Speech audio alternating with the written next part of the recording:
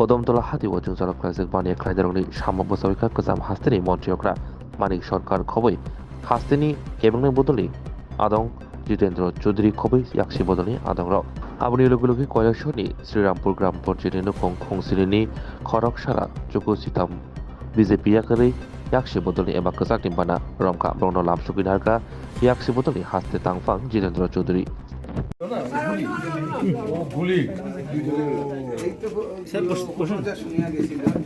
কোথায় ছিলেন আপনি?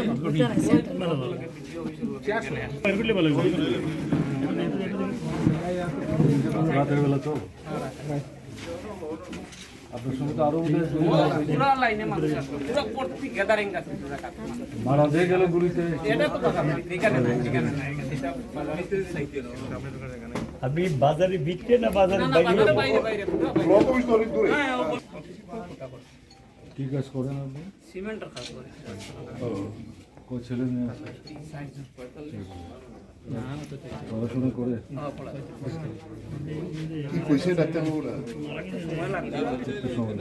টিক লাগানো হয়েছে না? টিক লাগানো হয়েছে। আপনার এই ঘটনার কটা শুনেছিল? রাত্রে 11টা সাড়ে 10টা আগে কি এমন আগে ওইখানে আগে তো বাজারের পরে 10:30 11টা ডাক্তার আবার যাইতে দিছে? আসলেন আপনি কবে আসলেন? 15 দিন পরে যাবার লাগে, ওই আর 3 দিন পরে এটা পাল্টাইন লাগে।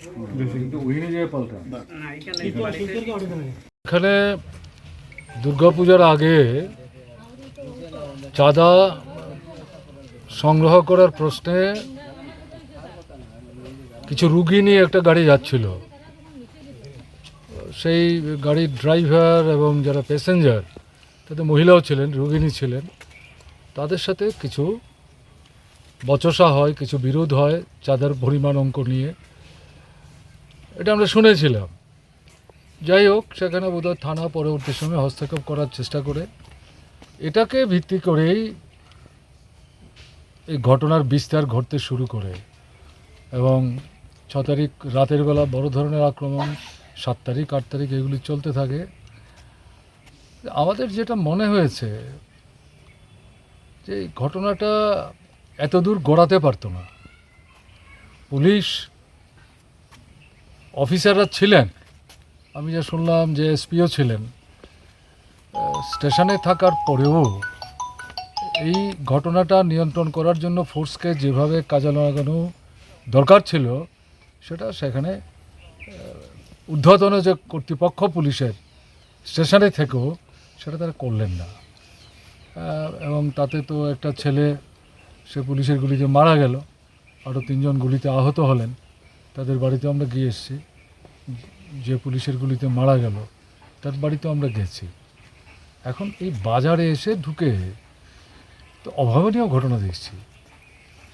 এগুলো মানে একেবারে পরিকল্পিতভাবে এই লুটতরাজগুলি সংগঠিত হয়েছে, ভাঙচুরগুলি সংগঠিত হয়েছে এবং সমস্ত জিনিসটার পেছনে যেটা মনে হচ্ছে এটা একটা সাম্প্রদায়িক যে সম্প্রীতি, এই কদমতলা তার একটা দীর্ঘদিনের ঐতিহ্য, এটা সারা ত্রিপুরারই ঐতিহ্য, এটাকে নষ্ট করা এবং একটা বিভাজন তৈরি করা। এবং আমার নিজের যেটা মনে হচ্ছে এখন, এই যে কিছুদিন আগে যে পঞ্চায়েতের নির্বাচনটা হলো, সেই নির্বাচনের ফলাফলেও মানে শাসক দল তারা অসন্তুষ্ট, তাদের প্রত্যাশা মতো সেটা বোধহয় সব জায়গায় হয়নি।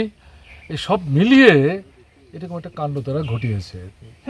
আমরা তো এই ঘটনাটা মানে প্রথম থেকে আমরা নিন্দা করছি। এটা জেনারেল অ্যাডমিনিস্ট্রেশন, পুলিশ প্রশাসন দুটোই ফেল করেছে। আমরা আগে আসতে চেয়েছিলাম, কিন্তু তারা এখানে 144 এই নতুন ধারায় যেটা এক্সটেন্ড করে আমাদের আশাটা তারা মানে আটকাবার চেষ্টা করেছে। আমাদের পার্টি সেক্রেটারি, বিরোধী দলের নেতাও তিনিও এসেছিলেন, তাকেও এখানে আসতে দেয়নি। আজকে আমরা সবাই একসাথে আসলাম।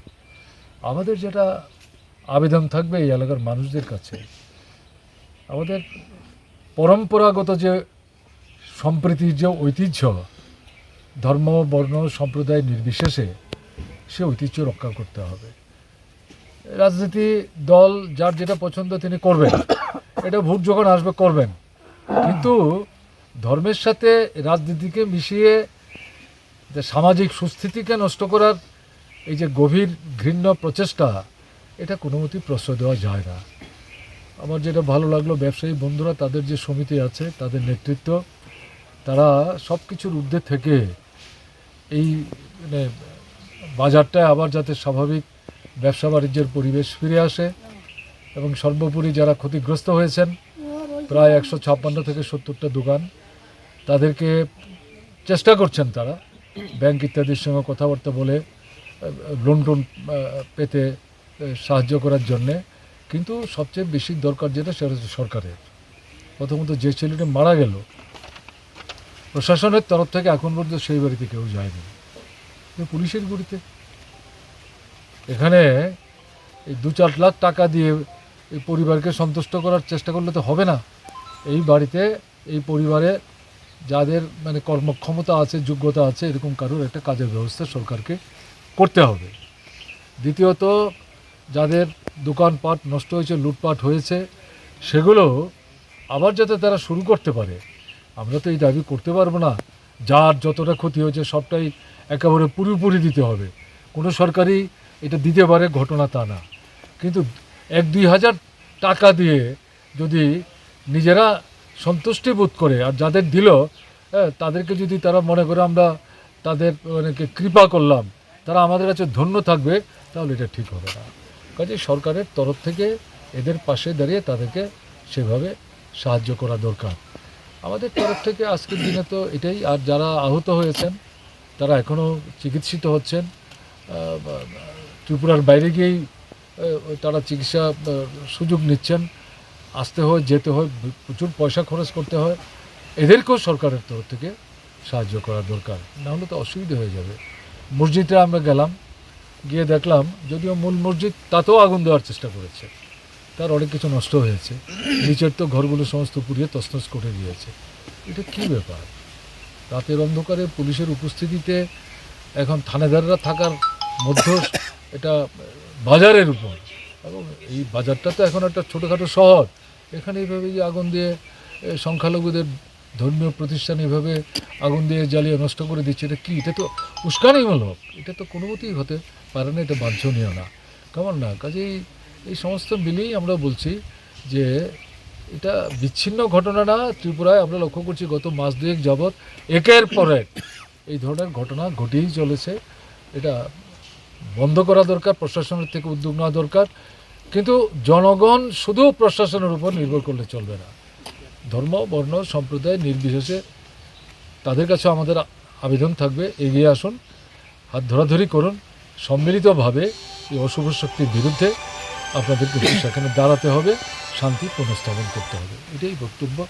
এবং আমরা এখানে যেহেতু দেখলাম, ফিরে যাব, গিয়ে আমরা দেখব নিজেদের মধ্যে কথাবার্তা বলে মুখ্যমন্ত্রীর দৃষ্টি আকর্ষণ করে তার কি করা উচিত বলে আমাদের মনে হয় সেটা আমরা বলার চেষ্টা করব। এই সময়ের মধ্যে তো মুখ্যমন্ত্রী আসতেই পারতেন। যাই হোক, এখানে একটা আইনি ধারায় মানে আসাটা বন্ধ ছিল, এখন আমরাও যেহেতু আসলাম, মুখ্যমন্ত্রীরও উচিত হবে আসলেন, এবং শুধু মুখ দেখিয়ে চলে গেলে চলবে না। যেভাবে আমরা ঘুরলাম, প্রায় প্রত্যেকটি আক্রান্ত বাড়িতে আমরা গেছি, দোকানে আমরা গেছি, যেমন একটু খোঁজখবর করে এগুলি দেখলে পরে তার নিজেরই ধারণা হবে কি করা উচিত, কেমন না? এবং এই বাজারটা যদি না ঘুরতাম, আগরতলায় বসে যা তথ্য পেয়েছি আর আজকে যা চাক্ষুষ করলাম, পাওয়া তথ্য এবং চাক্ষুষ করা যে অভিজ্ঞতা, রাত্রদিন ফারাক, অভাবনীয় ঘটনা মনে হয়েছে। এরকম ঘটনা ত্রিপুরায় স্মরণাতীত কালের মধ্যে কোনো বাজার টাজারের মধ্যে হয়েছে আমি অন্তত মনে করতে পারছি না, আমি অন্তত স্মরণে আনতে পারছি না। কাজে আমরা চাইব মুখ্যমন্ত্রী একে থেকে না পাঠিয়ে তার তো অন্তত আসা উচিত, কেমন? তিনি আসুন, তার চিফ সেক্রেটারিকে নিয়ে আসুন, তার ডাইরেক্টর জেনারেল অফ পুলিশকে নিয়ে আসুন, কেমন না? এসব সব জিনিস দেখে টেকে একটা এই জিনিস তো বন্ধ হওয়া দরকার, একটা জায়গায় একটা ব্যবস্থা সেখানে গ্রহণ করা দরকার, এটাই আমাদের বক্তব্য। আর ব্যবসায়ী সমিতির বন্ধুদের অশেষ ধন্যবাদ জানাচ্ছি, প্রথম থেকে তারা এসে আমাদেরকে সহযোগিতা মানে সব জায়গায় নিয়ে টিয়ে যাচ্ছেন, কেমন না? এটা তারা থাকাতে আমাদের একটু সুবিধা হলো। সবার সঙ্গে কথাবার্তা বলতে পারলাম, ঘটনাগুলি জানতে পারলাম। তাদেরকেও ধন্যবাদ জানাচ্ছি এবং অনুরোধ জানাচ্ছি তারা যাতে ক্ষতিগ্রস্ত দোকানি যারা তাদের পাশে দাঁড়িয়ে একদিকে সরকারের উপর চাপ, আরেকদিকে ব্যাংক ইত্যাদির কাছ থেকে ঋণ টিন সংগ্রহ করে নূতন করে যাতে আবার তারা শুরু করতে পারে, তার জন্য তারা সেখানে যাতে যে উদ্যোগটা নিয়েছেন এটা যাতে তারা অব্যাহত রাখেন। আমরা আপনাদের সঙ্গে থাকব। ধন্যবাদ।